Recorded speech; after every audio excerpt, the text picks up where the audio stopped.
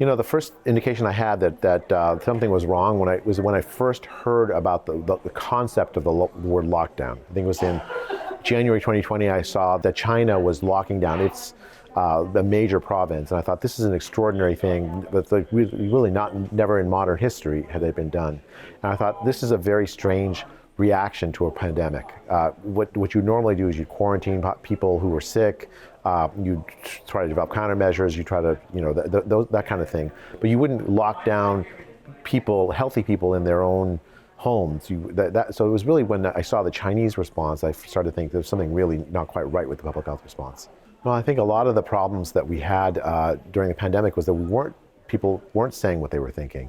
And they were fearing social disapproval or disappropriation, or there were some were legitimately afraid of the virus itself. And I think that sort of fear, it was driven in part by government policy that explicitly wanted to create that fear.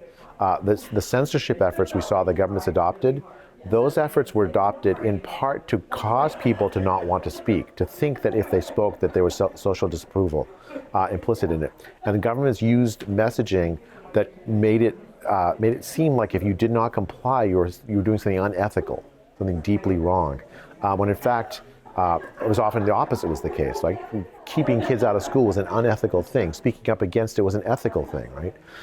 And so I think we have to, each one of us, remind ourselves, just because the government says something or some authority says something, you really still have something really important to contribute. That the truths you see are still truths, even if the whole world disagrees with them.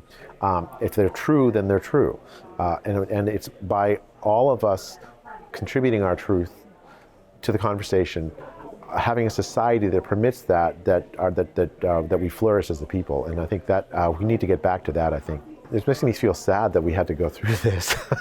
I still can't believe. I thought I'm an immigrant in the United States from India, and I'd always admired the United States and the West, its commitment to basic civil liberties like free speech.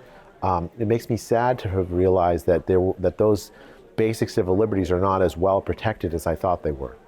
And I do think it also makes me feel determined. I think I want to be part of restoring that notion of we have these civil rights. They're important. They're important not just because they're civil rights, inherently so, although that is also true, but also because they're important for our health. It's in conversation with one another that science advances, that medicine advances, and suppressing speech was harmful for the health of the population. I want to be part of reversing that. We had power in the hands of too few people, and they shielded themselves from criticism. Checks and balances means that there's always another pair of eyes looking on it that has the ability to say, no, you really can't do that. The power and of democratic countries is that there is no single source of truth. The people are the single source of truth in that sense, and there are many and they're plural. And I think that we have to get back to that.